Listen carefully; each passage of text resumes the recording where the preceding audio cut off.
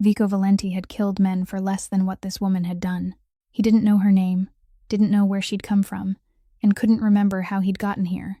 But when he opened his eyes in the one place on earth nobody was supposed to know about, she was standing in his kitchen, barefoot on the cold tile, wearing his shirt, his white cotton shirt, hanging off her bony shoulders like a dress she'd stolen from someone else's life. She wasn't beautiful. Not in the way the women in his world were beautiful. She was thin in the way people got thin when they hadn't eaten a real meal in days. Her collarbones sharp enough to cut glass, a fading bruise along her jawline that she hadn't bothered to explain. There was blood on his kitchen floor, most of it his, and the wound in his side had been stitched shut with a steady hand he didn't recognize. She was a delivery driver, 27, living out of a rusted Honda Civic for the past 8 months. He was the man who'd controlled half of Chicago's underworld for a decade, and somehow, she'd found him on the worst night of his life, dragged him out of the cold, and saved him for reasons she couldn't quite explain herself. But it wasn't the stitches that undid him. It wasn't waking up to a stranger in his safe house, or the fact that she'd gone through his things without flinching at what she found.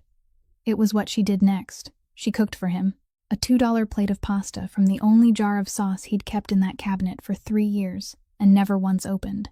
And when Vico Valenti, the man no one in Chicago dared look in the eye, took the first bite, something inside him shattered in a way that no bullet and no betrayal ever could. He didn't make a sound. The tears just fell, and the girl in his shirt didn't say a word, because somehow, she understood exactly what that meant. This is the story of the most dangerous man in Chicago, and the homeless girl who brought him to his knees with nothing but a plate of pasta and a kindness he didn't deserve. If this story already has your heart racing, hit that like button so more people can find it. Share it with someone who needs a story that'll keep them up tonight, and subscribe so you don't miss what happens next. Now let's go back to the night Leah Sutton found a dying man on the side of the road and made the worst decision of her life. 6 hours before Leah Sutton dragged a dying man into the back seat of her car, she was trying to keep her fingers from going numb on the steering wheel. The 2009 Honda Civic shuddered in the wind. The heater had been dead since October, and she didn't have $70 to fix it. Her hands were cracked raw, the tips of both index fingers wrapped in cheap bandages bought at a dollar store, the kind so thin they peeled off after 2 hours of driving, but they were still better than letting bare skin touch a steering wheel as cold as iron. She wore 3 layers, a t-shirt underneath, a hoodie in the middle, and a fake leather jacket she'd bought at Goodwill for $4, too wide for her body, the sleeves falling over her wrists, but warmer than nothing. The back seat of the Civic held everything she owned in the world, a black trash bag full of clothes, a plastic box of toiletries, and an old tin box with $47 in cash tips inside, money she'd saved 1 bill at a time over the past 2 weeks and didn't dare touch unless she truly had to. She had just finished her last delivery of the day, Thai food for an apartment on the south side, where the man opened the door, took the bag without looking at her, without saying thank you, without tipping. She closed the app and looked at the number on the screen, $38.50 after 9 hours of driving. She did the math in her head the way she always did. Subtract $14 for gas, subtract $3.20 for car insurance divided by the day, leaving $21.30. Not enough for both a meal and a safe place to park overnight, and she'd made that choice a long time ago. Free parking and no dinner, because sleeping in the car somewhere bright with cameras cost money, while sleeping somewhere dark without cameras cost sleep. She drove back to the lot behind a closed Walgreens on the west side, where she'd slept nearly 20 nights over the past month. The security camera had been broken since summer. The guard didn't patrol, and if she parked close to the back wall, no one from the main road could see her. She turned off the engine, pulled the thin blanket from the back seat over herself, then reached into the pocket of her hoodie and took out a packet of crackers, the small kind people served with bowls of soup at diners, 3 packets she'd picked up from a restaurant the week before when she came to collect an order. That was dinner. She ate slowly, 1 small bite at a time, because she'd learned that eating slowly made the stomach think it was getting more than it really was. In the cup holder, wedged between a water bottle and a roll of napkins, was a thick book with a faded cover, a broken spine, and pages crowded with pencil notes. Fundamentals of Nursing Practice, the book she'd bought 6 years ago, when she finally managed to enroll as a second-year nursing student at City Colleges of Chicago. The years she spent grinding through her studies were the years she believed life would turn out differently, that she would have a profession, a paycheck, a home, health insurance, and a refrigerator with food inside it. Then her father died. Not suddenly, but slowly, the way alcohol kills a person. A little more each day, until his liver couldn't bear it anymore. The burial money took all the tuition money. There was no one left to share the rent.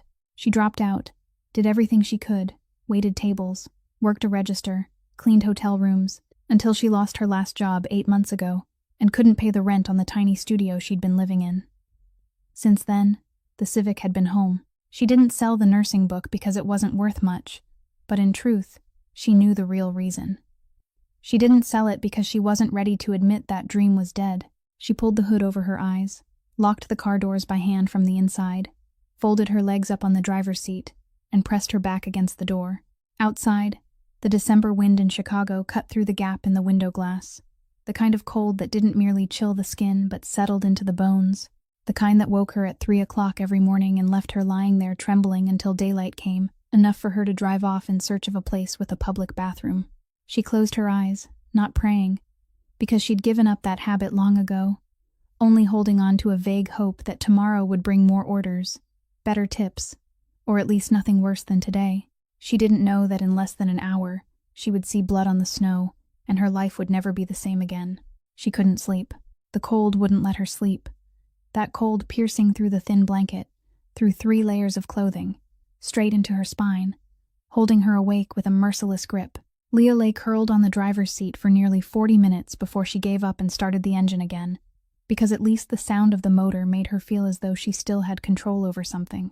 She decided to drive around for a while, not going anywhere, just driving so the engine would run, and whatever little warmth remained in the ventilation system could leak out just enough to stop her from shaking.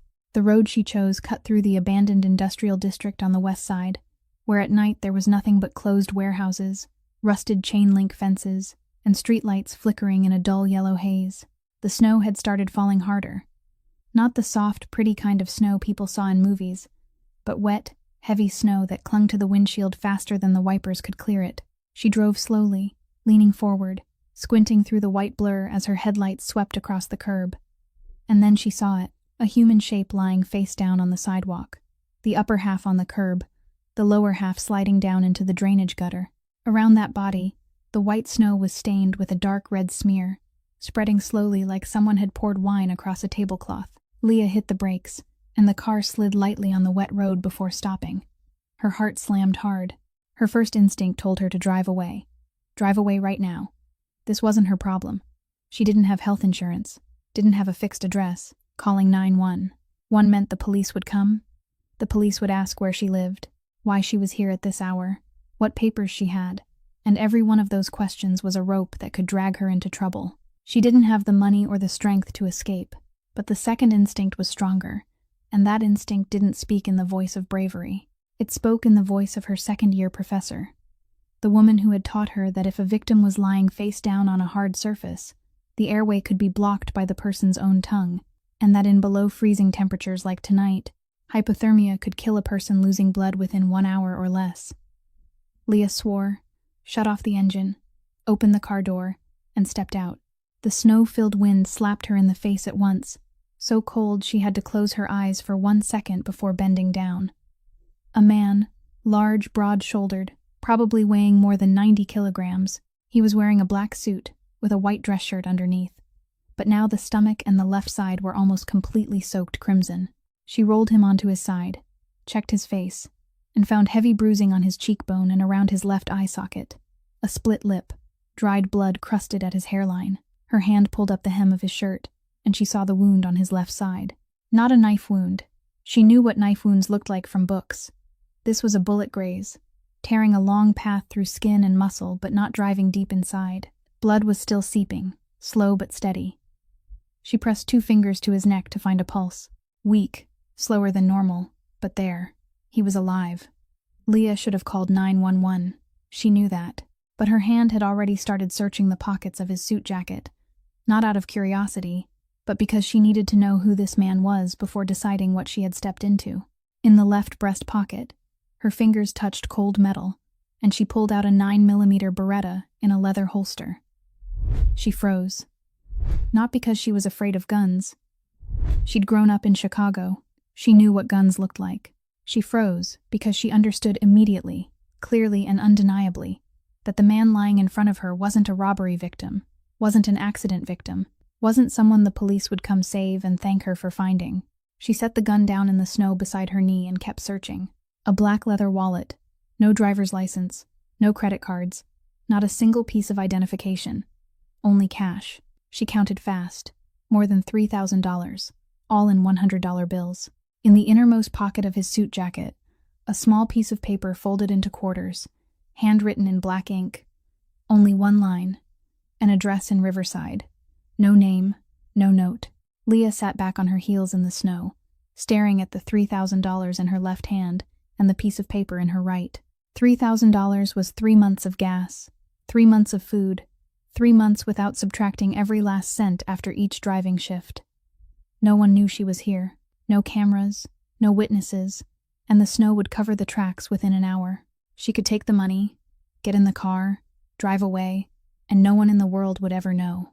But then she looked down at his side, at the blood still seeping between her fingers where she had pressed a moment earlier to check the wound, and her professor's voice rose again in her mind, clearer than the wind, saying that this rate of blood loss combined with the outside temperature meant this man would die before an ambulance arrived, even if she called right now.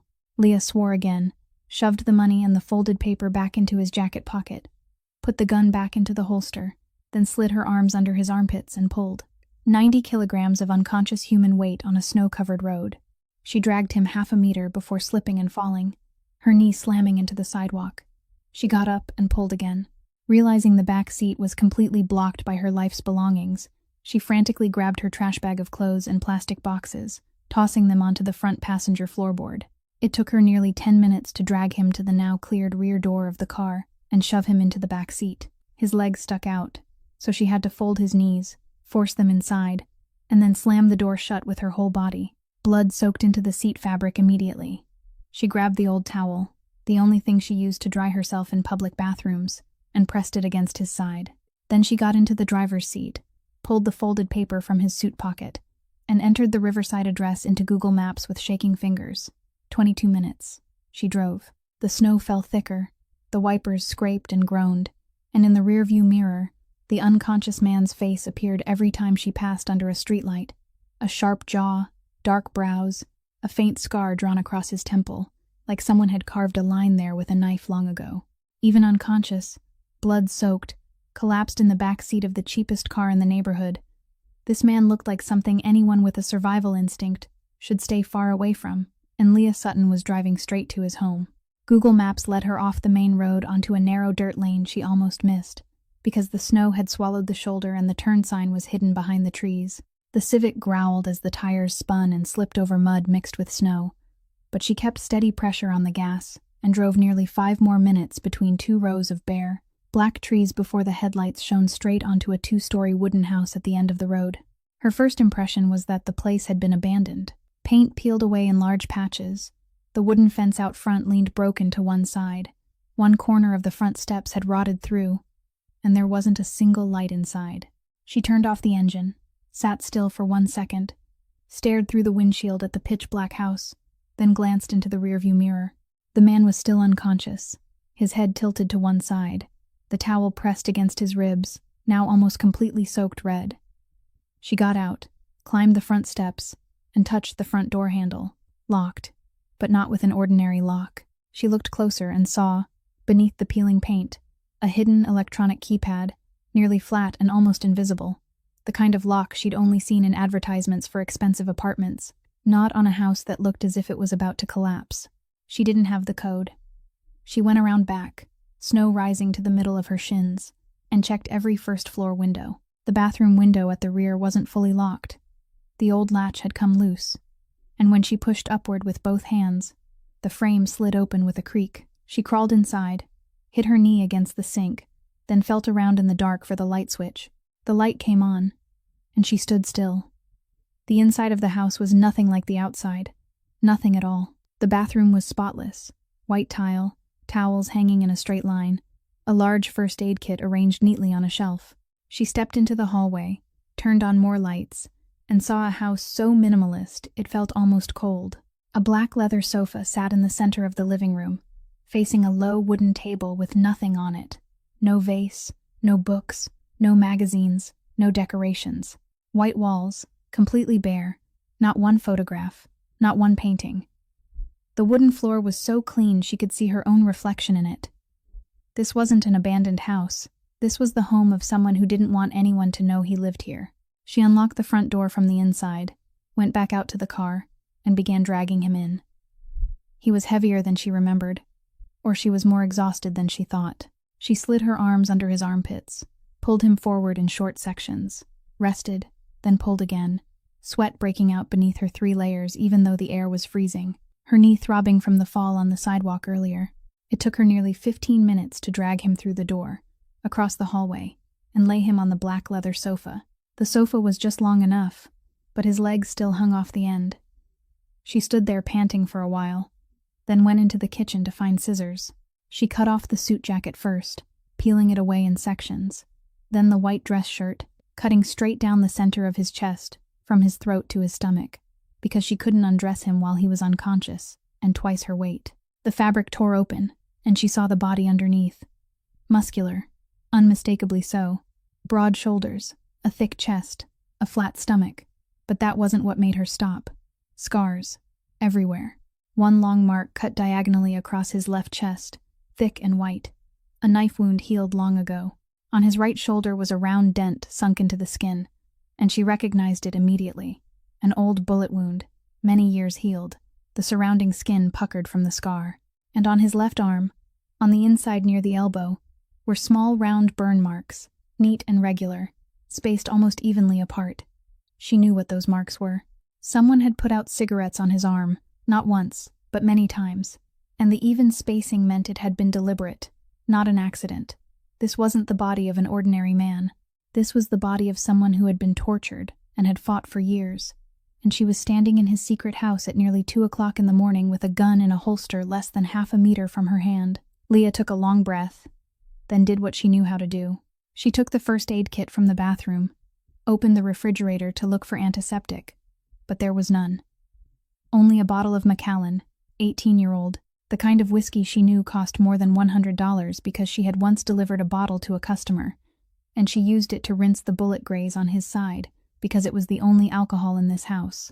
He jerked while still unconscious when the alcohol touched raw flesh, but he didn't wake. She stitched the wound with the needle and thread from the first aid kit, her hands steady even though they had been shaking all this time, because her hands were always steady when she did this, just like back at school, when she had always been the one with the straightest stitches in the practice lab.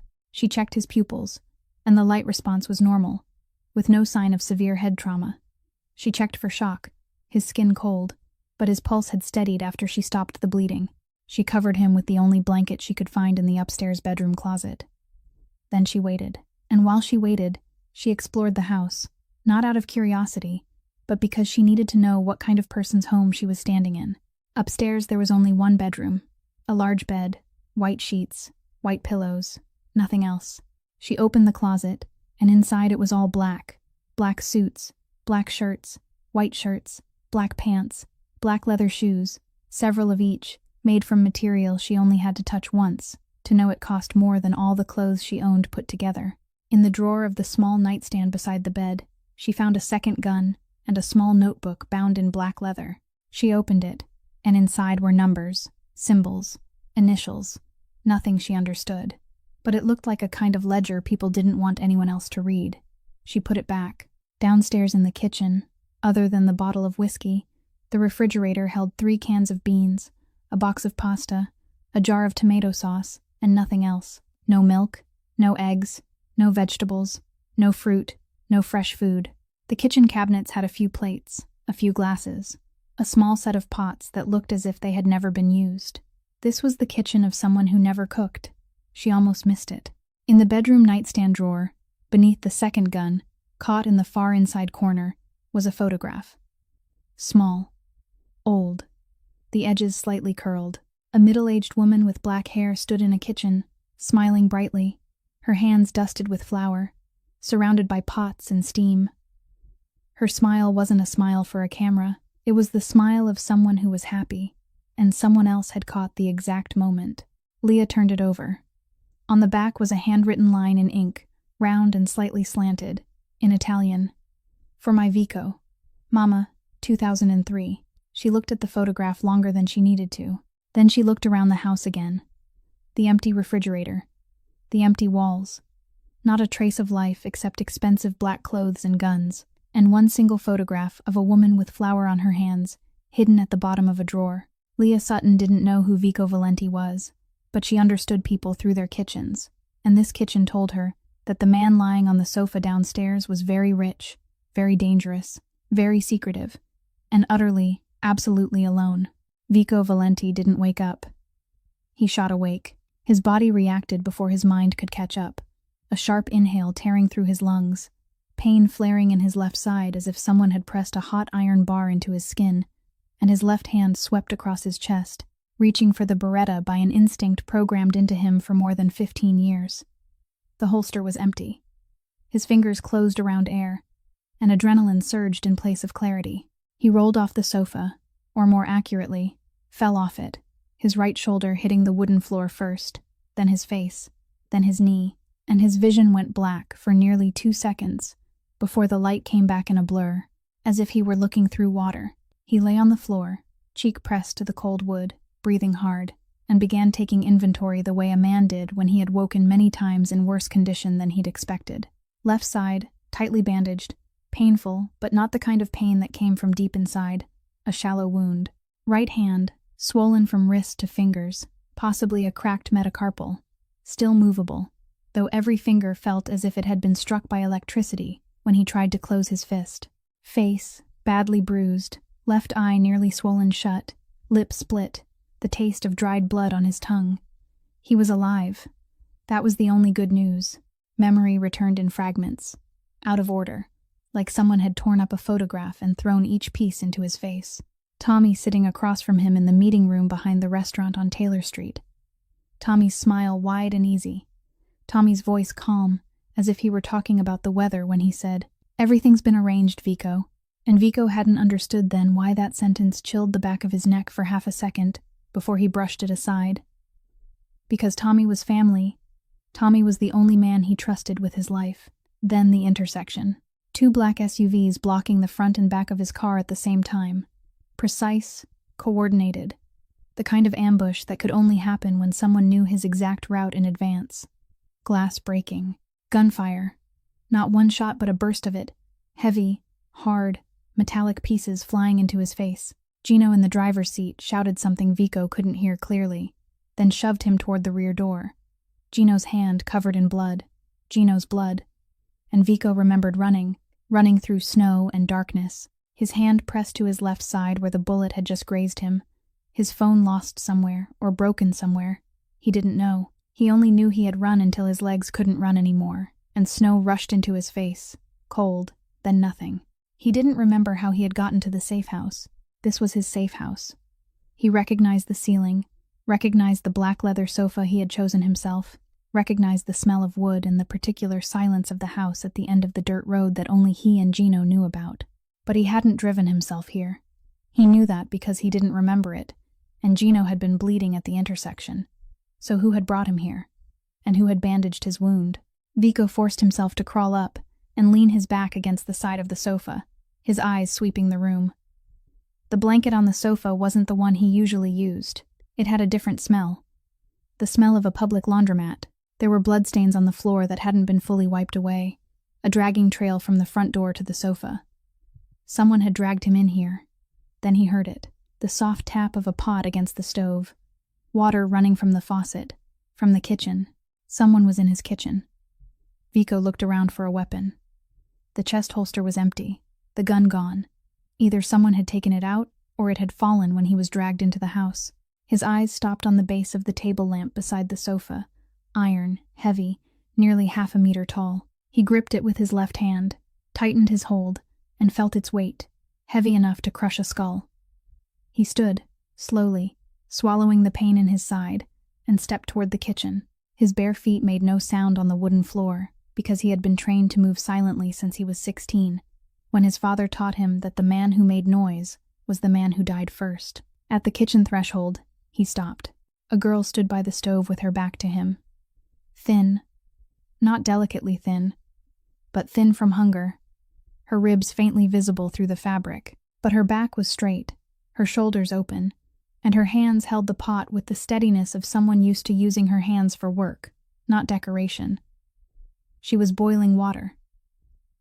In his kitchen, in the house no one in the world was supposed to know about. Vico raised the lamp base to shoulder height, his jaw clenched tight. She turned around, not because she had heard him, but perhaps because she felt the air in the room change, or perhaps because she had known he was standing there from the moment he crossed the threshold.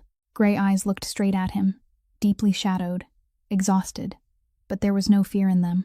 She looked at the iron lamp base in his hand, looked down at his ready-to-strike stance, then looked back into his eyes, and said in a voice hoarse from lack of sleep, "If you hit me with that after I spent 3 hours stitching you up, then you're the most ungrateful man I've ever met."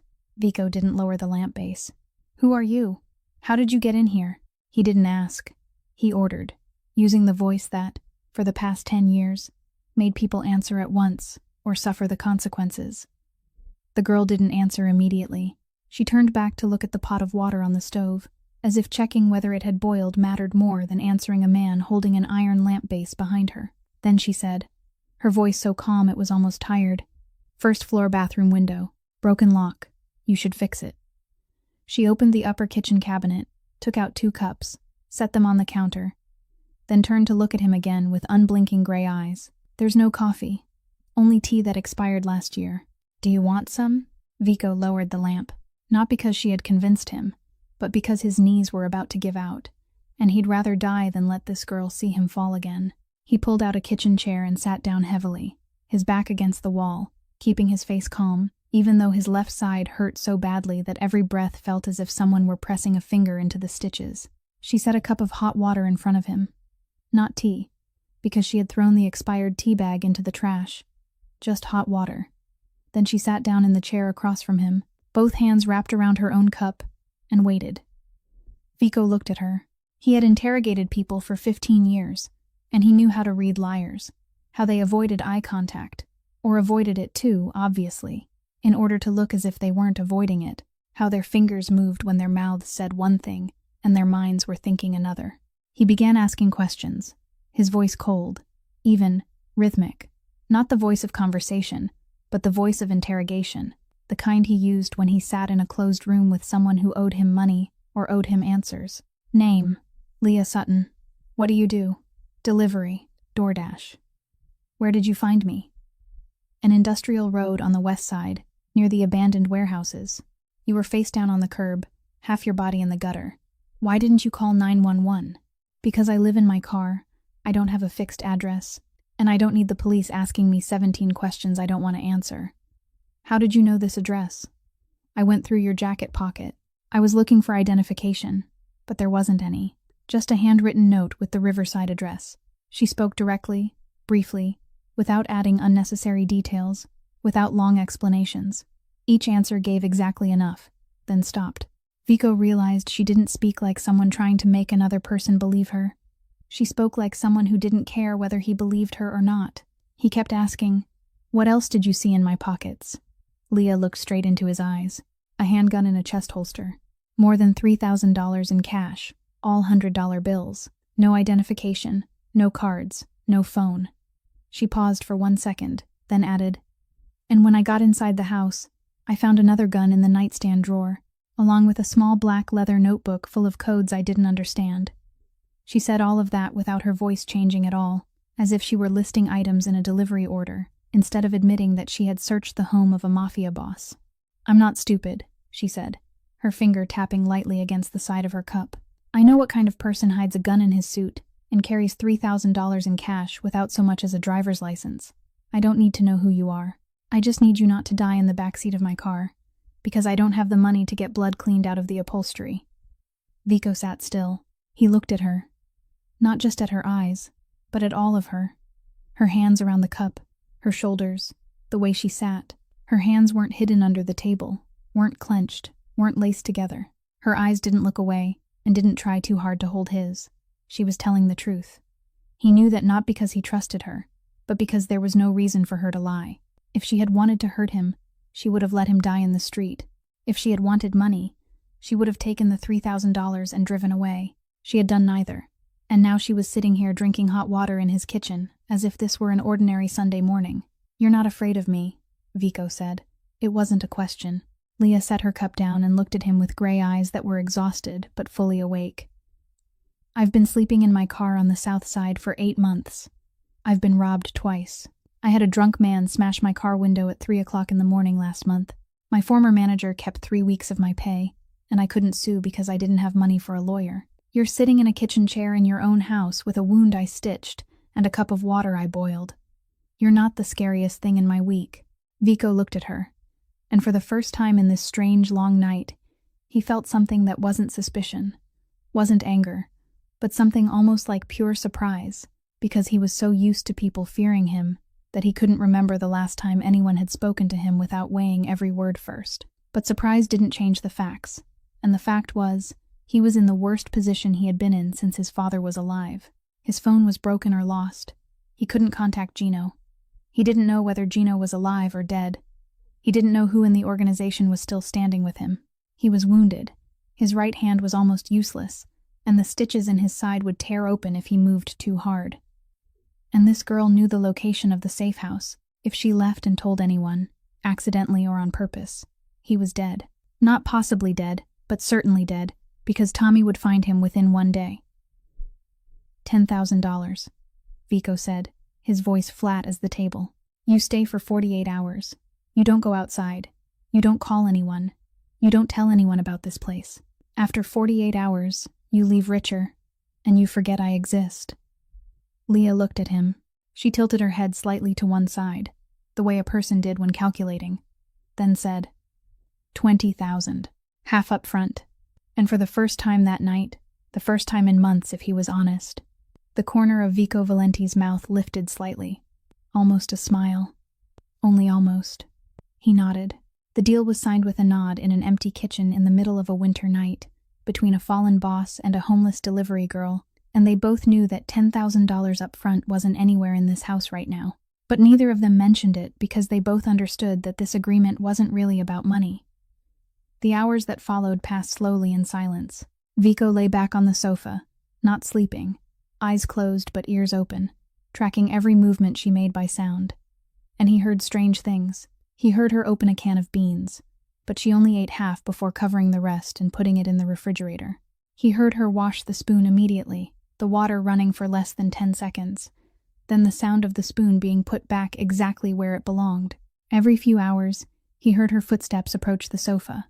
Light, then cold fingers touched his wrist to check his pulse, or pulled the blanket gently up over his shoulder, then moved away without saying anything, without needing to be asked. He heard her fold the blanket, heard her straighten the things on the table, heard her wipe the floor where his blood had trailed in from the door. Everything neat, quiet, precise, the habits of someone who had lived in a space the size of a car seat for 8 months, someone who kept everything orderly because she didn't own enough to make a mess. Someone who had learned that if she dropped something, there might not be a second thing to replace it.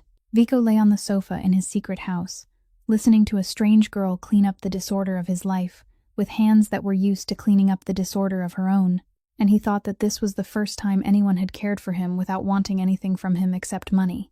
And even the money, she knew he didn't have right now to pay. By the afternoon of the next day, Vico made his first mistake since waking up. He tried to do everything by himself. He was standing in the kitchen, reaching with his left hand toward the high shelf above the refrigerator for the spare ammunition box he knew he'd hidden there the first time he came to the safe house, because he had gotten the Beretta back after Leah placed it on the kitchen table that morning when he asked, and a gun without bullets was only a piece of iron. He reached too high, his intercostal muscles pulled tight, and he felt it before he heard it, a small pop in his left side, then pain flared sharp and hot, then a warm wetness spread beneath the bandage. He lowered his arm and looked down. Blood had already soaked through the bandage, through his shirt, a dark red stain spreading across the black fabric. The stitches had torn. He cursed under his breath, took the roll of gauze from the first aid kit still open on the table, and tried to wrap it with one hand because his right hand was still swollen and almost useless. The gauze slipped, not tight enough.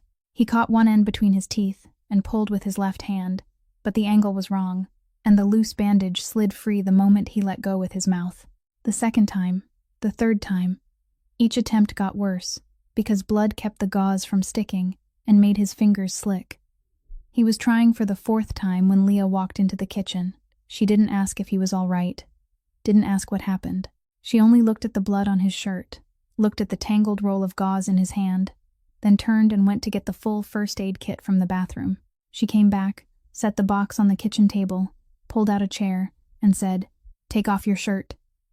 Vico looked at her. "I can do it myself." "You just ripped your stitches because you did it yourself. Take off the shirt, or I'll cut another one open." Her voice wasn't gentle and it wasn't hard, only practical. The voice of someone who had said this sentence, or something like it, to plenty of stubborn people before him, and didn't have time to argue. Vico wanted to refuse. The instinct for control in him hated letting anyone, especially someone he didn't fully know, get close to his body when he was weak. But blood was still seeping out, and he knew if it wasn't stitched again within a few minutes, the wound would swell until stitching it would be almost impossible. He pulled the shirt over his head with his left hand, awkward because he could only use one hand, then sat down in the kitchen chair. Leah dragged a chair over and sat facing his left side. Closer than he had allowed anyone to sit in 10 years except Gino. He felt her breath brush his skin as she bent to examine the torn stitches, faintly warm, steady, smelling of hot water and the cheap soap from the bathroom. She opened the first aid kit, drew out the needle and thread, disinfected the wound with alcohol from the small bottle in the kit, then began stitching without counting, without warning him, without saying, "This might hurt." The needle pierced skin, the thread pulled through, tied off, cut, then repeated. Her hands were small, her fingers cold when they touched his skin, but so steady that Vico realized she had done this many times. Not on him, but before him. Somewhere, with someone, these hands had learned how to mend things that had been torn open. Vico didn't look at the stitches. He didn't need to. He had been stitched up enough times to know the feeling. And instead, he looked at her. At this distance, close enough for him to see the tiny loose hairs along her forehead, he saw things he hadn't noticed from across the room.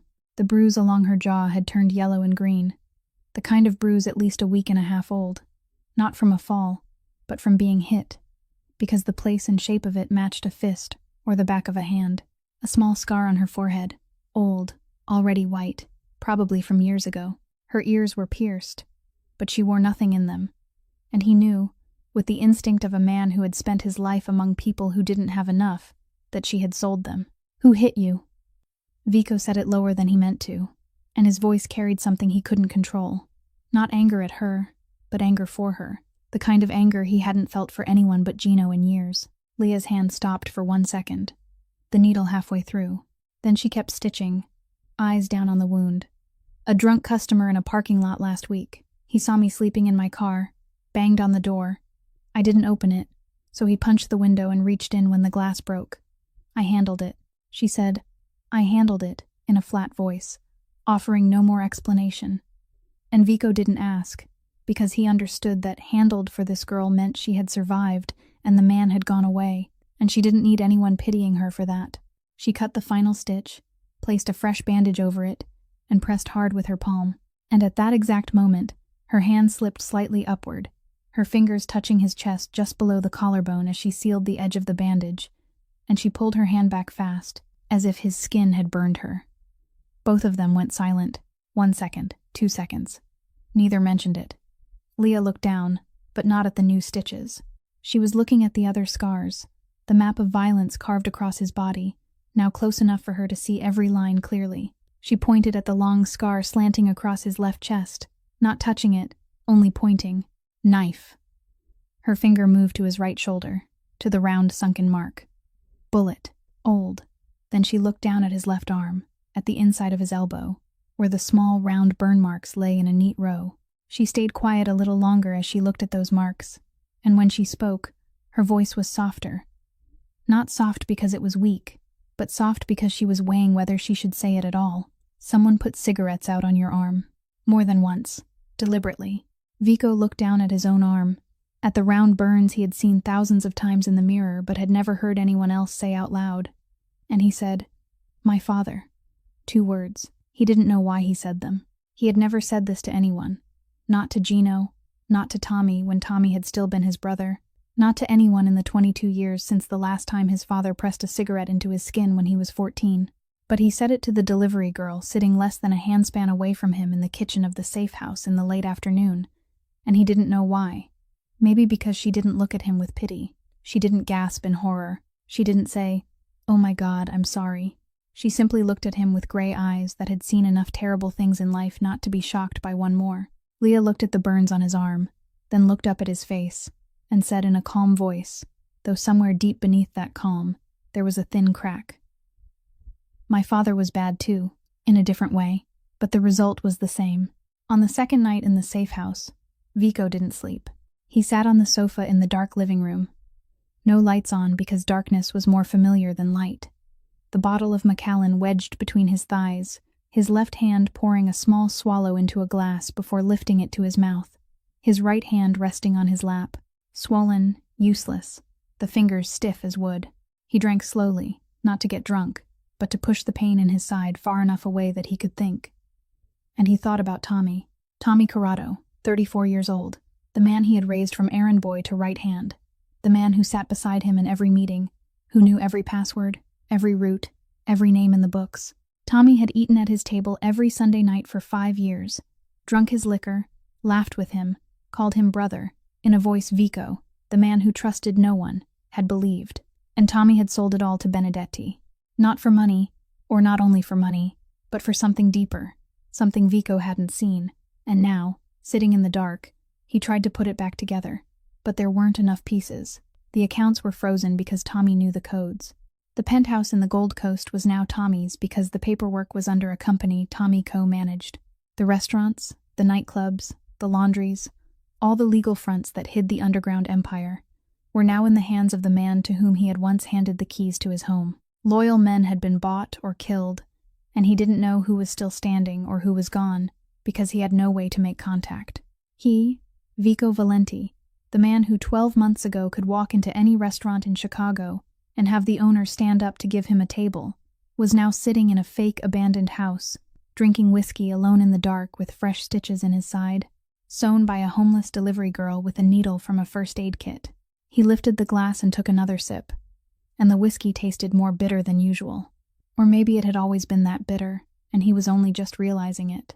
A faint sound from the kitchen pulled him out of his thoughts.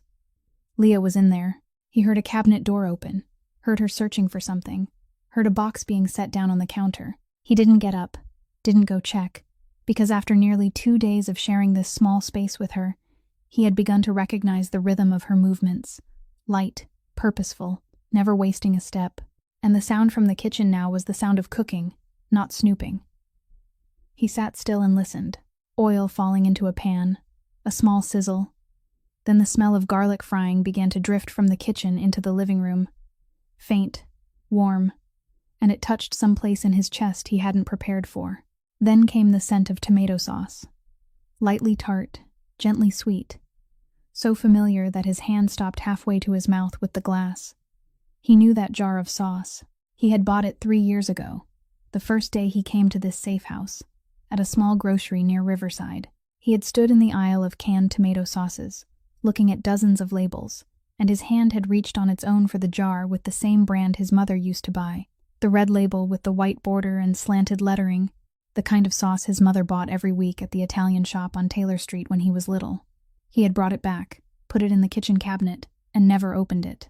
For 3 years it had sat there, behind the box of pasta and the cans of beans, and he knew it was there every time he opened the cabinet, but he never touched it, because opening that jar of sauce meant smelling his mother's kitchen, and smelling his mother's kitchen meant remembering, and remembering meant feeling, and Vico Valenti had spent many years learning how not to feel. Leah stepped out of the kitchen with a white plate. She had wiped the rim clean, a small detail he noticed because no one in his life, not a restaurant chef, not a server, had ever wiped the rim of a plate before setting it in front of him.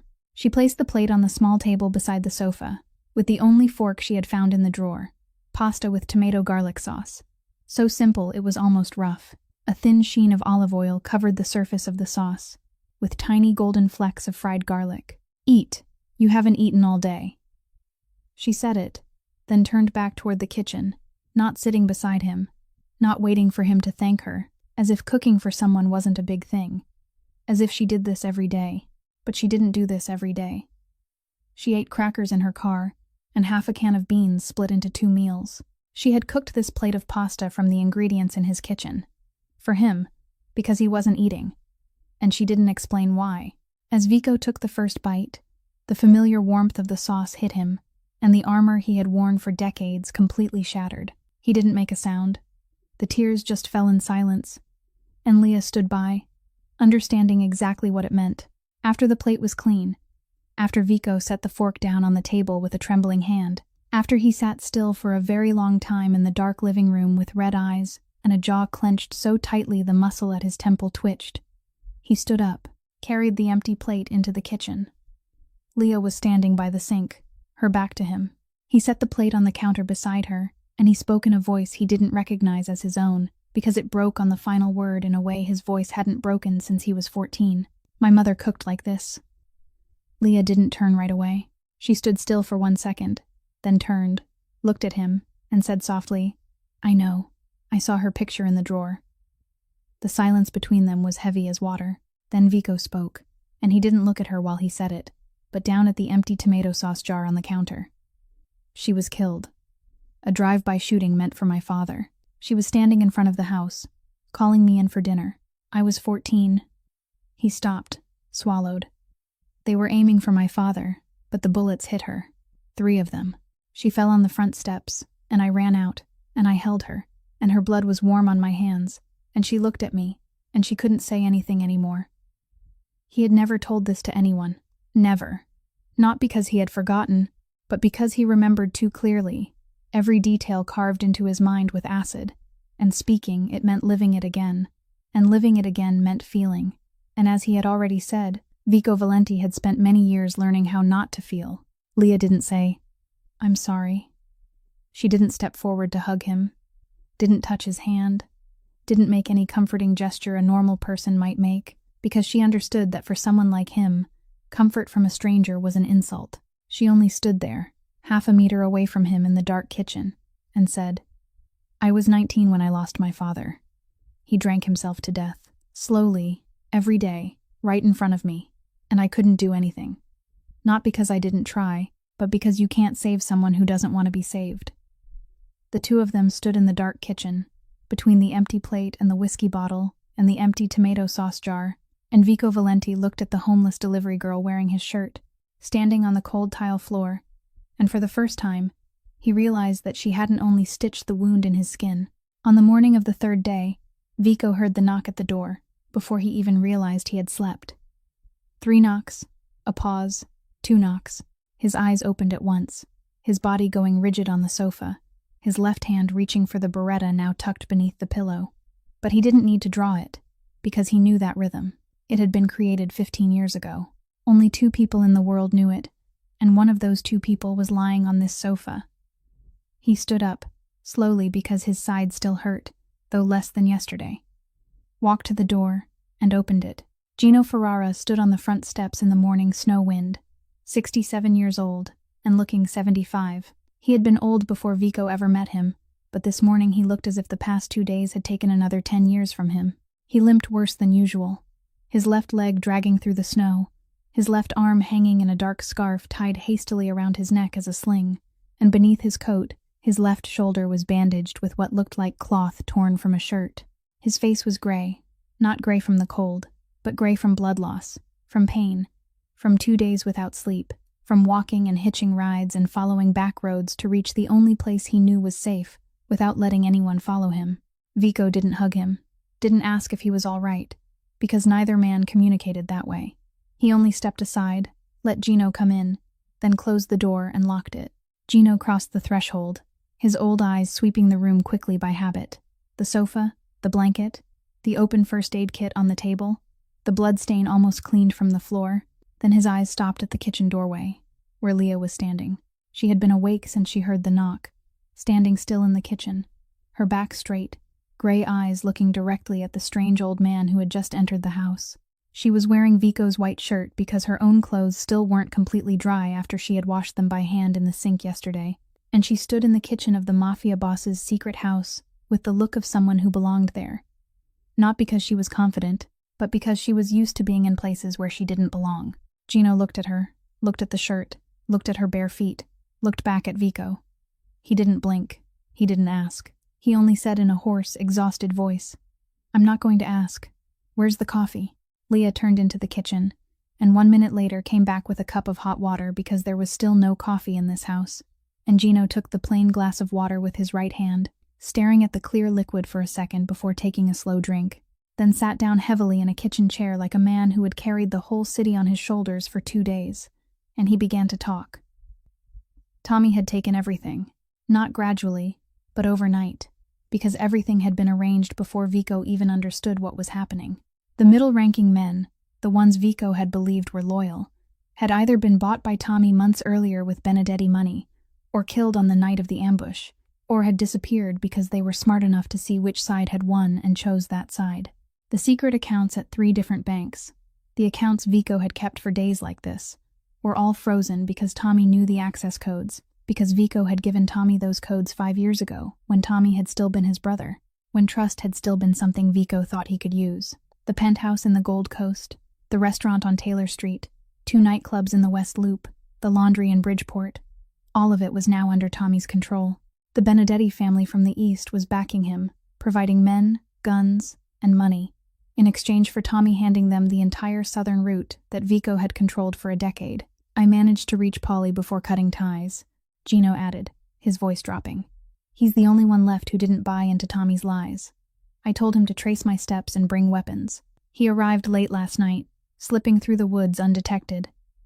Vico sat listening, his face unchanged, but every detail Gino gave was another knife into something he had thought had already died after Tommy's betrayal, only to discover it was still alive enough to hurt. When Gino finished listing the losses, he fell silent for a while, took another sip of hot water, then said the part they both knew mattered most. "He's looking for the black notebook.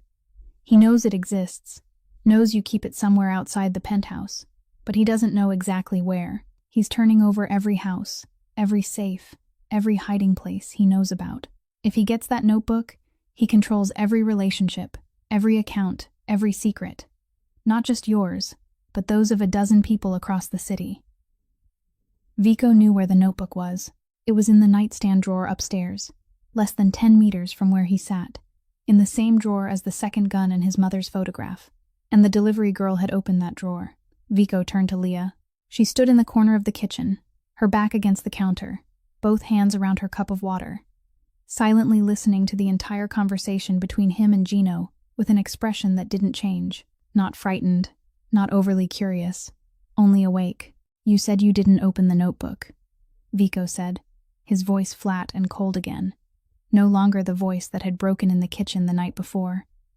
Leah looked at him, then she said, "I said I'm not stupid. I didn't say I didn't look." Gino looked at her, then at Vico, his brow tightening.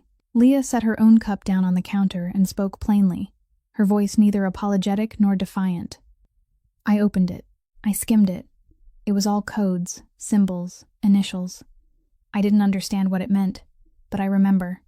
She paused for 1 second. "I have a good memory. 2 years of nursing school.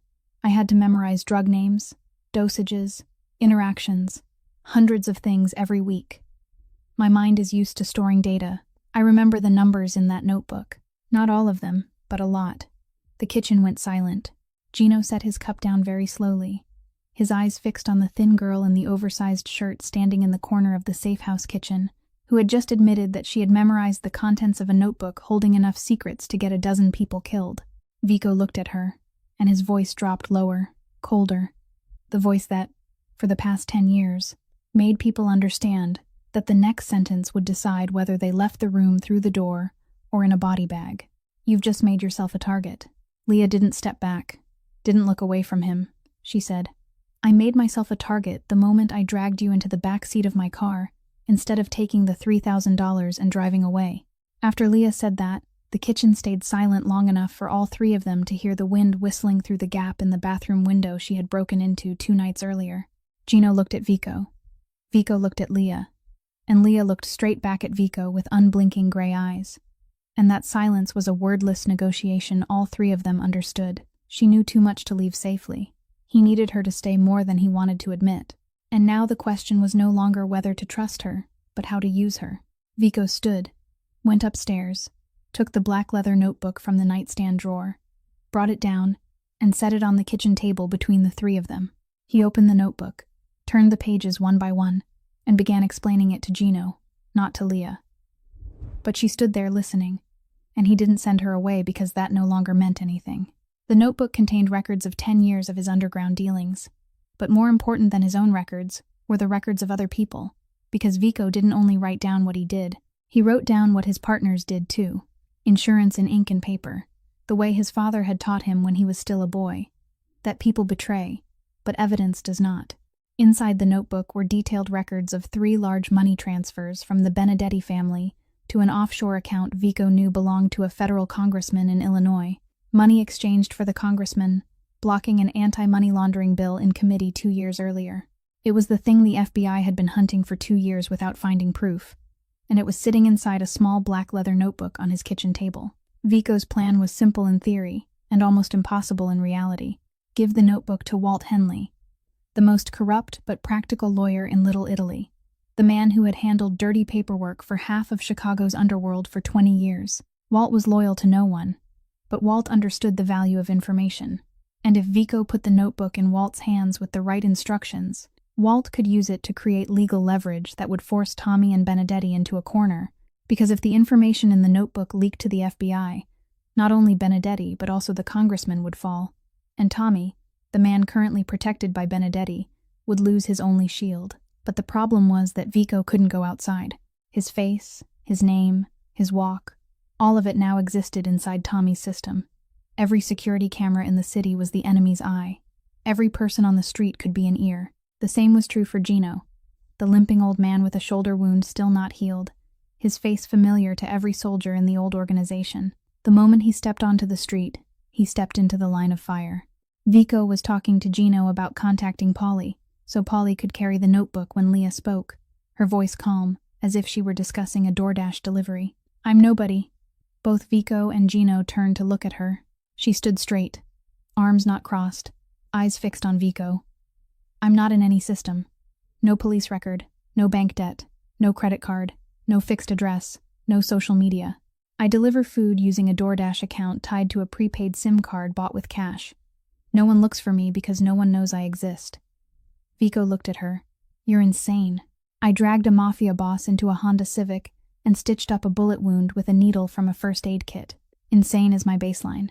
Gino made a coughing sound that might have been laughter or might have been shoulder pain. It was hard to tell. Vico didn't laugh. He looked at her and calculated. Fast, cold, the way he had calculated every decision for the past 10 years. She was right. She was invisible.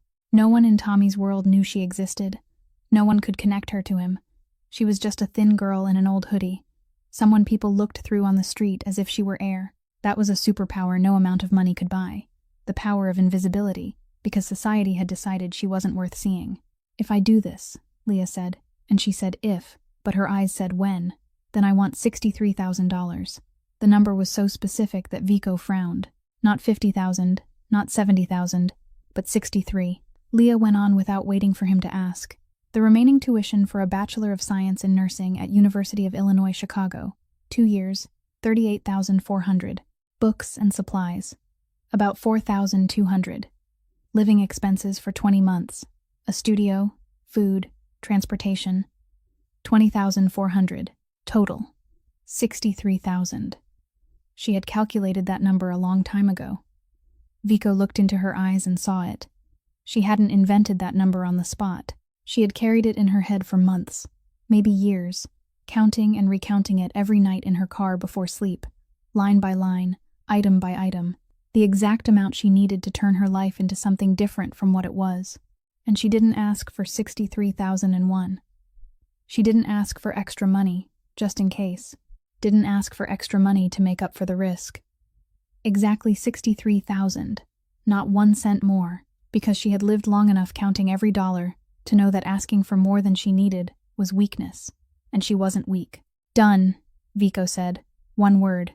Gino looked at him but didn't object, because the old man had lived beside the Valenti family long enough to know when the boss had made up his mind and when it was better to stay silent. Leah nodded, set her cup of water down, went upstairs to change back into her own clothes, which had dried over the heater, the old hoodie, faded jeans, Goodwill jacket. She came down the stairs, and Vico stood waiting at the foot of them with the black leather notebook in his hand.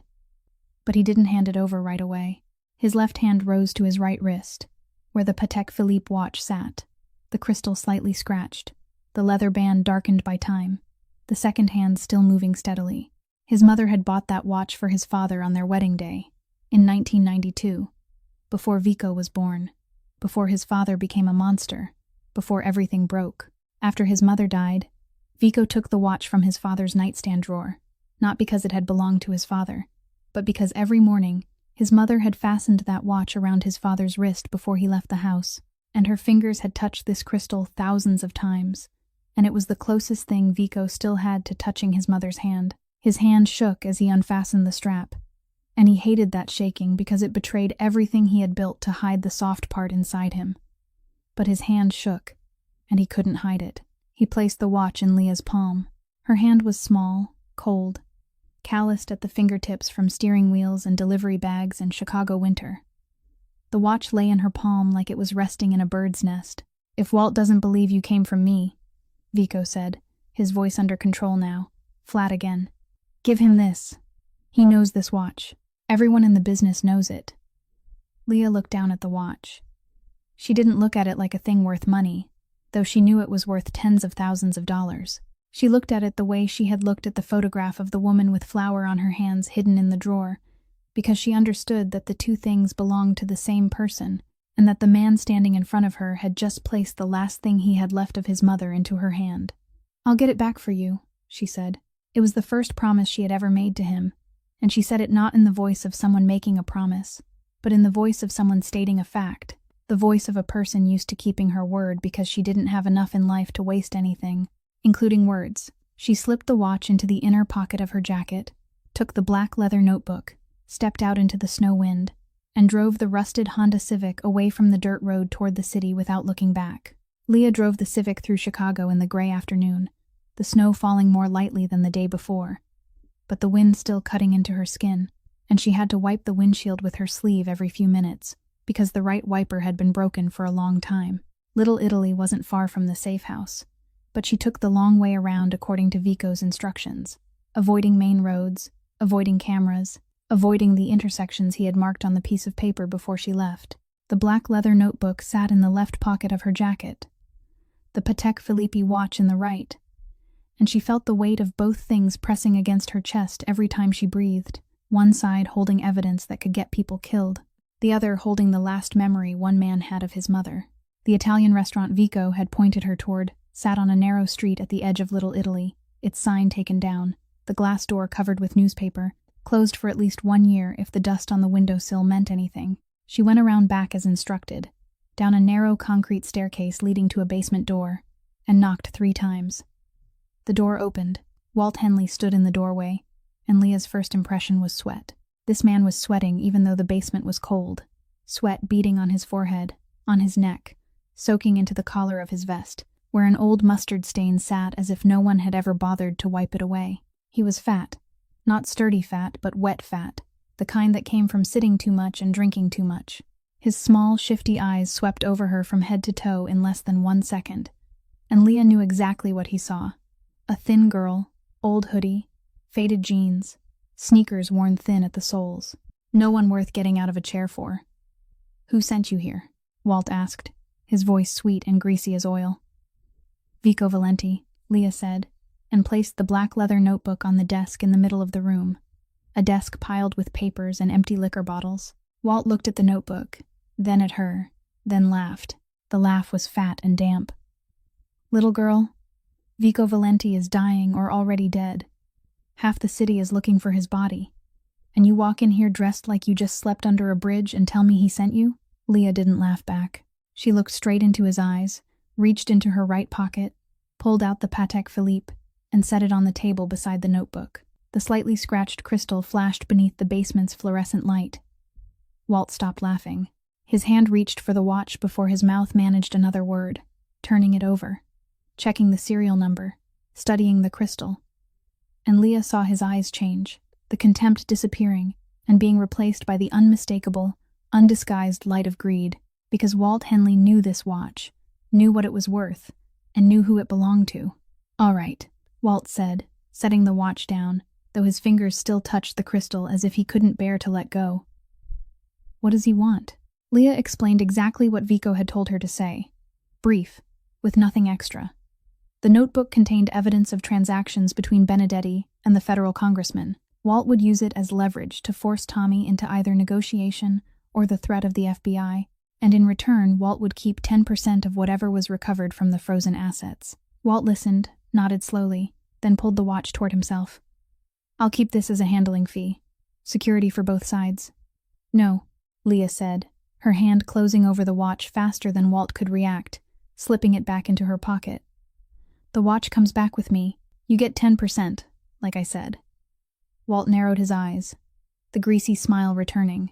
"Little girl, do you know who you're talking to? I know I'm holding the notebook Benedetti would pay 3 times as much for if I brought it to them instead of you," Leah said, her voice flat, not threatening, only stating a fact.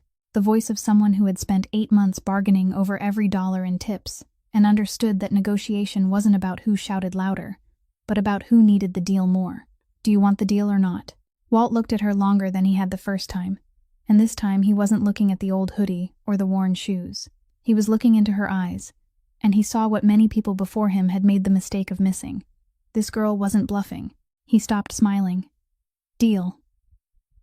Leah stood, left the notebook on the desk, the watch safe in her pocket, and walked to the door. She climbed the concrete stairs back up to ground level, the cold wind hitting her face, and drove the Civic out of the Little Italy alley with the feeling that she had just finished the hardest part. She was wrong, because she didn't know that the moment she crossed through the basement door, Walt Henley picked up the landline, dialed a number he knew by heart, and when the other end answered, he said, "Tommy, I have what you're looking for, and I know where the girl's going to run back to. Because in Chicago, loyalty had a price, and Tommy Corrado always paid more." On the 4th night, the rusted Civic had barely rattled to a stop outside before Leah burst through the front door, freezing air rolling in behind her.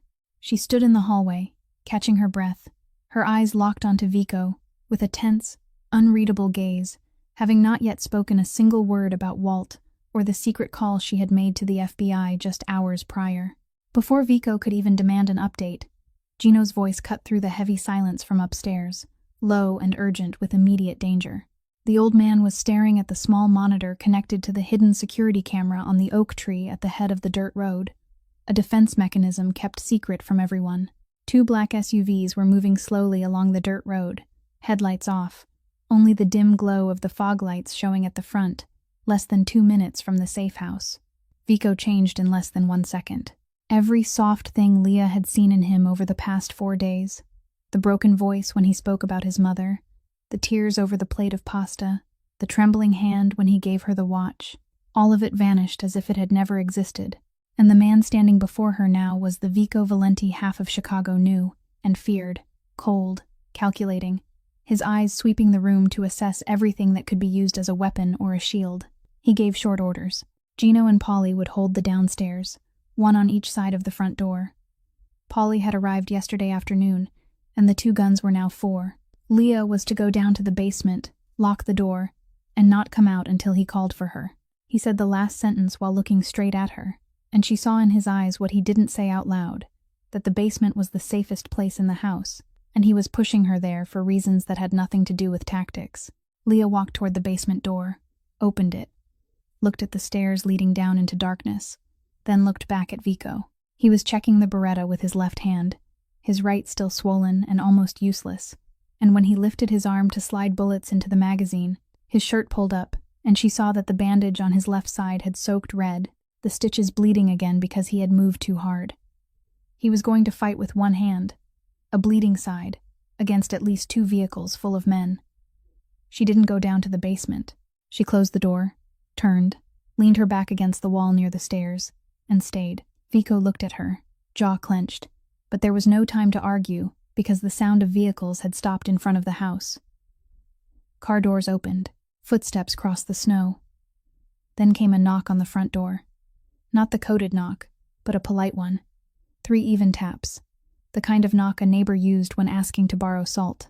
Vico signaled Gino and Polly to hold position, then opened the door with his left hand, his right keeping the Beretta behind his back. Tommy Corrado stood on the front steps, dressed in a flawless dark gray suit without a single wrinkle, a white shirt beneath it.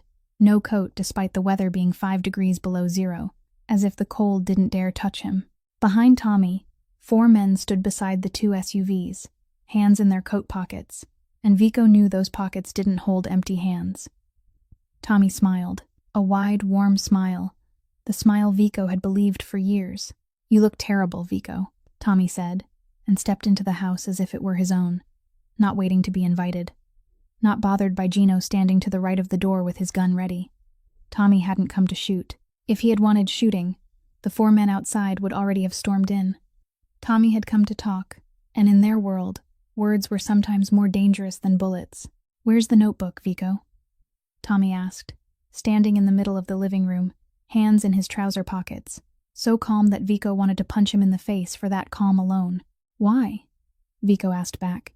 And he wasn't asking about the notebook. He was asking about everything. About 10 years. About every Sunday dinner. About every time Tommy had called him brother. Tommy stopped smiling, and for the first time in 4 days, Vico saw something real behind Tommy's mask.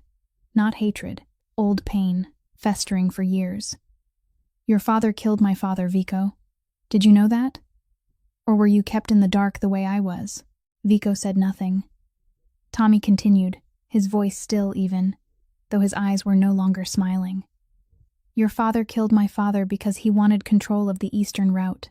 Then he killed my uncle because my uncle knew too much. Then he took me into the house, fed me, educated me, let me sit at the same table with his son, because keeping the enemy closer than friends was cheaper than killing more people. I was never your Brinchaner. I was a trophy." Vico stood still, and the pain in his side wasn't 1/10 of the pain from the words Tommy had just spoken, not because he didn't believe them, but because he did, because his father was exactly the kind of man who could have done that. A man who had pressed cigarettes into his own son's arm could absolutely have killed another man's father, and then raised that man's child like a pet. Then Tommy's eyes stopped behind Vico, where Leah stood against the wall beside the basement door. Tommy narrowed his eyes, then smiled again. "Walt told me about the delivery girl, so here she is." Tommy lifted a hand to signal the men outside, his voice light, as if he were asking a server to bring more wine. "Take her outside." Vico moved before he had time to think. He didn't calculate, didn't weigh, didn't assess tactics. He stepped left and stood between Leah and Tommy, his broad shoulders blocking her completely from view, his left hand raising the Beretta straight at Tommy, and he spoke in a voice so low Leah, standing behind him, could barely hear it. "She has nothing to do with this. Get out of my house." Tommy looked at the gun, looked at Vico, looked at the left arm holding the weapon, trembling slightly because his wounded body didn't have the strength to keep it steady, and then Tommy spoke, every word dropping into the room like stones into a well. "Your house? You don't have a house anymore, Vico." But Tommy was wrong about one thing. He thought the girl standing behind Vico was only the delivery girl Walt had described, a nameless little errand runner for a desperate boss. He didn't know that while Leah sat in the Civic driving back from Little Italy that afternoon, she hadn't only been thinking about Walt or the notebook. She had been thinking about the numbers. 2 years of cramming drug names, dosages, and diagnostic codes in nursing school had turned her mind into the kind of mind that couldn't look at a string of numbers without automatically searching for patterns, and the numbers she had skimmed in the black notebook on the first night were now arranging themselves in her head like puzzle pieces, finding one another. 3 transaction codes, 3 specific dates, 1 repeated set of initials, and 1 account number she remembered because it ended with the same 4 digits as her father's birthday. A meaningless coincidence, but enough for her brain to lock onto it and refuse to forget. When she returned to the safe house and told Vico about Walt, she didn't tell him this part because she wasn't yet sure what it meant. But when Gino sat listening and mentioned the federal congressman and the FBI, every piece in her head fell into place. 3 money transfers, 3 dates, 1 offshore account, 1 congressman. She knew what she was carrying in her head, and she knew who would want to hear it. she didn't tell Vico. Not because she didn't trust him, but because she knew that if she told him, he would stop her. Because he would want to control the situation. Because that was his instinct. And his instinct right now would get them both killed. Instead, while Vico and Gino discussed the next plan downstairs, she went upstairs and took the backup phone Gino had given her before the trip to Walt, an old flip phone with a prepaid SIM card that Gino kept for emergencies. She found the FBI tip line number. It wasn't hard. It was public online. Anyone could call. And most calls to that line were trash, crazy people, neighbors reporting one another out of personal grudges. But Leah didn't call to accuse anyone. She called and read out the 3 transaction codes, the 3 dates, the account number, and the initials she remembered. Then she said, "These payments are linked to a federal congressman in Illinois. I believe this is what you've been looking for, and the person holding the original evidence is at this address." She read the safe house address. Then she hung up. She knew she had just burned the last bridge. If the FBI didn't respond, then she had wasted the call. If the FBI did respond, then she had just pulled federal law enforcement into the house of the Mafia boss she was staying with, and both she and he could be arrested. But she also knew Tommy would come, because Walt had sold them out. She had felt it in the way Walt looked at her when she left, not with the eyes of a man who had just made a deal, but with the eyes of a man already calculating the next one. And when Tommy came, no Beretta fired by one working hand would save them. The FBI was the only card, and she had played it before Tommy could arrive. Now, standing behind Vico in the living room, hearing Tommy say, "You don't have a house anymore," and hearing footsteps from outside the vehicles moving toward the door, she counted in her head. More than 3 hours had passed since her call. If the FBI had taken the call seriously, if the numbers she read matched the files they already had, then the fastest response from the Chicago FBI office would be roughly 2 to 4 hours.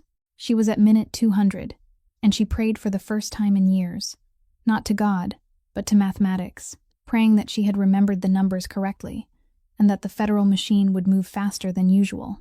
Tommy signaled again. 2 men from outside stepped across the threshold, and Vico moved back 1 step, pressing Leah closer to the wall, the Beretta still raised, but his hand was shaking harder now, and she knew he couldn't hold it much longer. Then she heard it. Far away, very far away, but clear in the still winter night of the suburbs. Sirens, not one, but many, the wails overlapping one another, coming closer fast, and then blue and red lights swept across the safe house windows like lightning across the sky, and the thudding of a helicopter trembled over the roof, and a loudspeaker voice shouted through the snow wind, ordering everyone to drop their weapons and get on the ground. Tommy froze. The smile went out. The 4 men outside the vehicles looked at one another, then at the forest of blue and red lights rushing in from 3 directions along the dirt road, and they knew, through pure survival instinct, that shooting at the federal FBI was completely different from shooting at a rival mafia crew. Weapons dropped into the snow. Hands went up. Tommy looked at Vico, then at Leah standing behind him, and in the blue and red light sweeping across Tommy's face, she saw him understand. He didn't know how she had done it, but he knew she had. The FBI flooded in, body armor, rifles, flashlights, sweeping every corner. Tommy and his men were forced down to the floor and cuffed. Gino and Polly were disarmed and pushed against the wall.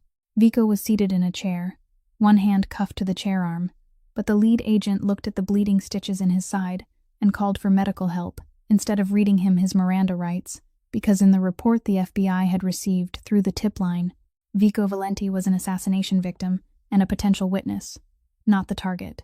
The black notebook Walt was holding would be seized by the FBI within the next few hours, and the contents inside would prove Tommy Corrado and the Benedetti family guilty of bribing a federal official, money laundering, and conspiracy to commit murder, not Vico.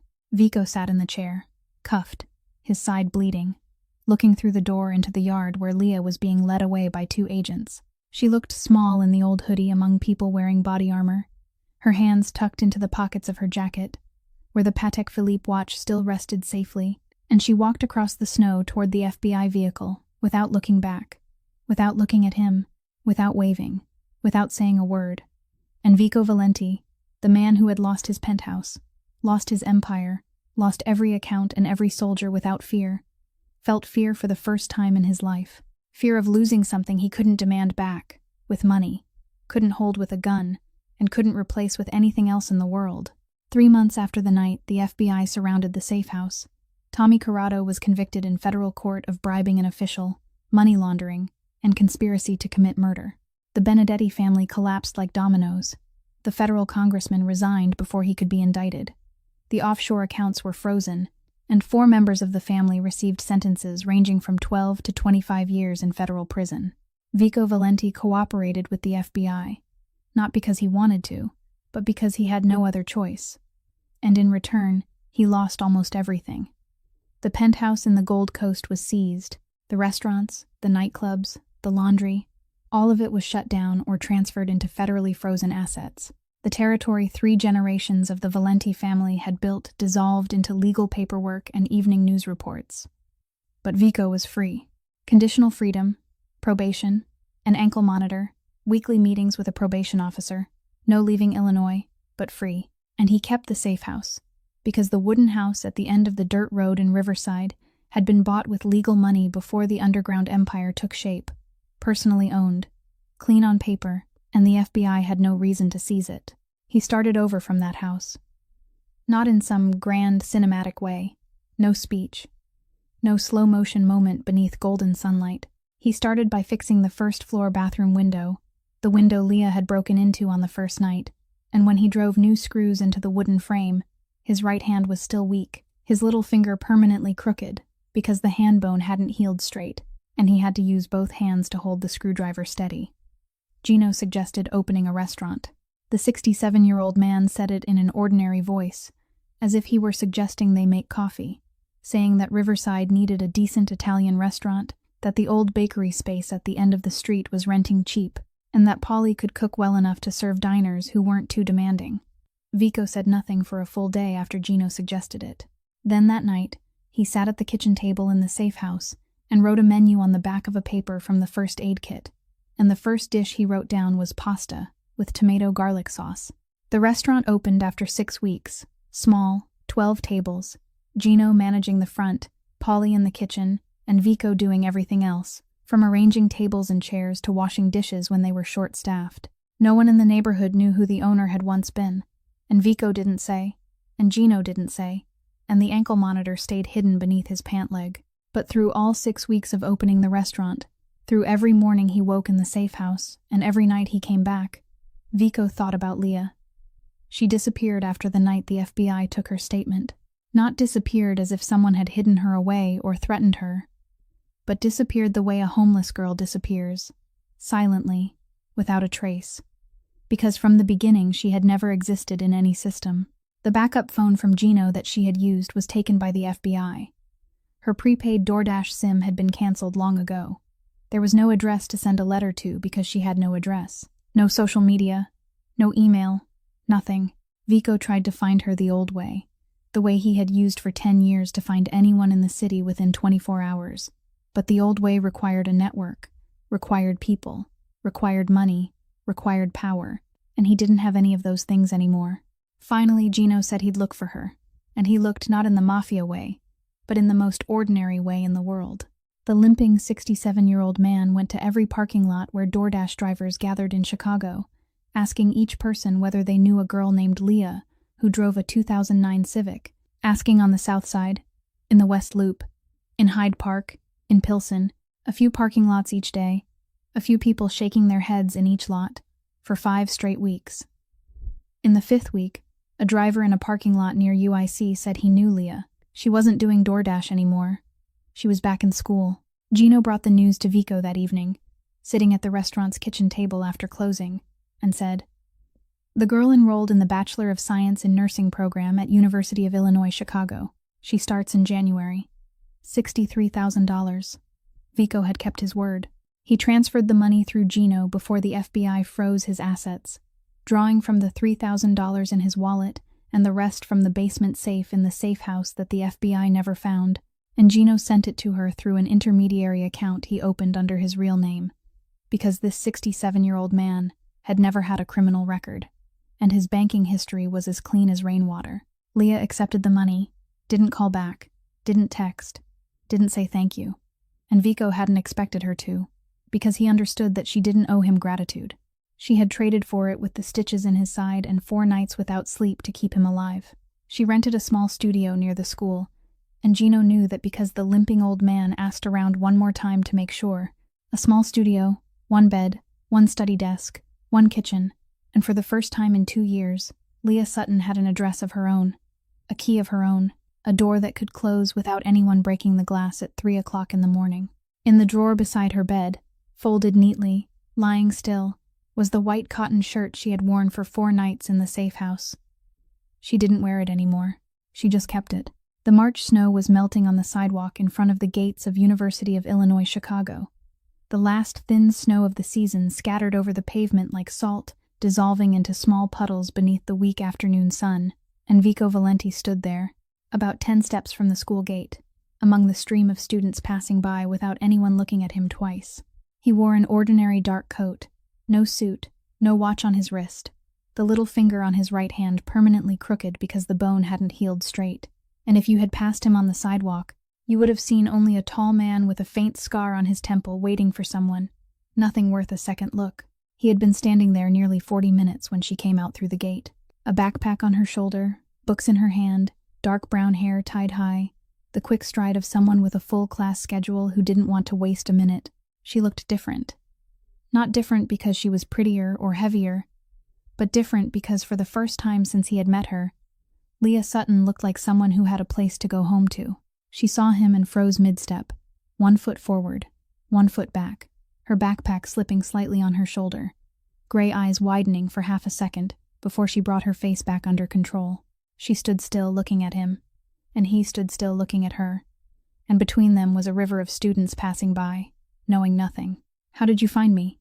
Leah asked, her voice calm, though it rose a little higher than usual on the last word.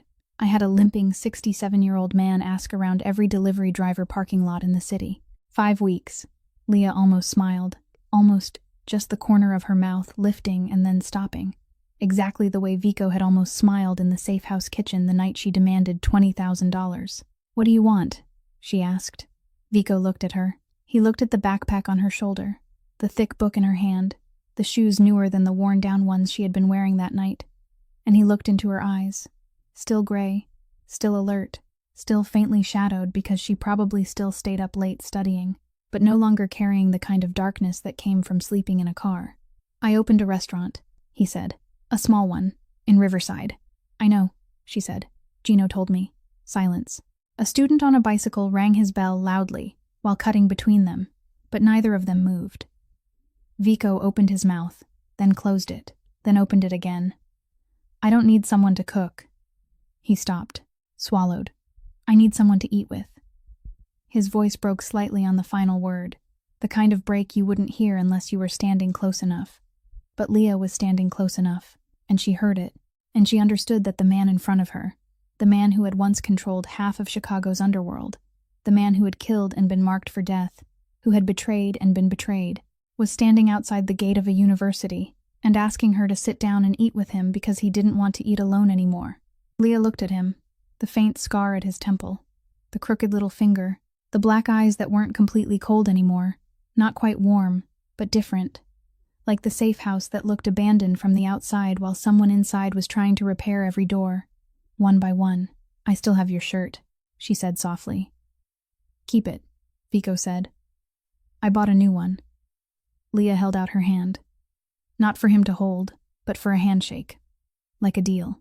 Like the first night in the kitchen when she asked for $20,000 and he nodded. Like when she named $63,000 down to the exact dollar. Like the way the two of them had communicated from the beginning. Through deals, through terms, because they were both people who had lived too long without trusting anyone to say, "I want to be with you," or "I want to be with you." So they spoke in the only language they both understood. Vico took her hand. His hand was large, covering her smaller one, and her hand wasn't cold anymore the way it had been the night he placed the watch in her palm. Her hand was warm. "Deal," Leah said. "Deal," Vico said. He gestured toward an ordinary sedan parked curbside, opening the passenger door for her as they left the crowded campus behind, ready to share their first proper table in Riverside. Not a contract of money. It was the simplest promise, and also the hardest one to keep. The promise to sit at the same table and not eat alone anymore. This story isn't only a story about the Mafia or about love. It's a story about what happens when two people the world has forgotten. One forgotten because he was too dangerous, and one forgotten because she was too invisible, find each other on the darkest night of both their lives. The lesson this story wants to send you is that sometimes what heals a person isn't money, isn't power, isn't revenge, but simply a meal cooked by the sincere hands of someone who has nothing and yet is willing to give everything. That human dignity doesn't lie in what you own, but in what you choose to do when you have nothing left. Leah Sutton could have taken the $3,000 and walked away, but she chose to stay. Vico Valenti could have kept everything for himself, but he chose to give away the last thing he had of his mother. And both of them, through small choices made in the cold, snowy night of Chicago, saved not only each other's lives, but also each other's humanity. If this story touched your heart, please hit like so it can reach more people. Share it with someone you think needs to hear that kindness still exists in this world, and subscribe to our channel so you won't miss new stories every day. We'd love to know how you felt after this story. Have you ever experienced a moment in life when one small act of kindness completely changed the way you saw the world? Please share it in the comments below, because we read every comment, and every one of your stories is precious to us. Thank you for listening until the very last minute. We wish everyone watching this video good health, a joyful life, and peace in every day. Goodbye, and we'll see you in the next video.